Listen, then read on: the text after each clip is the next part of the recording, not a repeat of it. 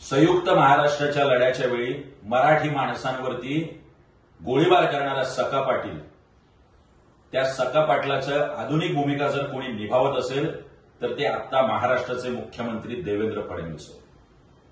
ज्या ठिकाणी अमराठी व्यापारी मोर्चा काढू शकतात त्याच ठिकाणी परवानगी घेऊन मोर्चा काढायला मात्र मराठी माणसाला या महाराष्ट्रात बंदी आहे. अटक सत्र सुरू आहे, लोकांवरती लाठ्याकाठ्या चालू आहेत. इतकी दडपशाही आणि दमनशाही जर महाराष्ट्र सरकार करत असेल तर मराठी जनता आणि महाराष्ट्र गप्प बसणार नाही. थोडी जरी आपलं मराठी रक्त धमन्यांमध्ये वाहत असेल तर या महाराष्ट्राच्या मुख्यमंत्र्यांनी तात्काळ आंदोलकांची सुटका केली पाहिजे, या महाराष्ट्राची माफी मागितली पाहिजे आणि पश्चाताप म्हणून संयुक्त महाराष्ट्राचं प्रतीक असलेल्या हुतात्मा चौकात जाऊन दोनही उपमुख्यमंत्री आणि मुख्यमंत्र्यांनी या महाराष्ट्राची आणि मराठी माणसाची माफी मागितली.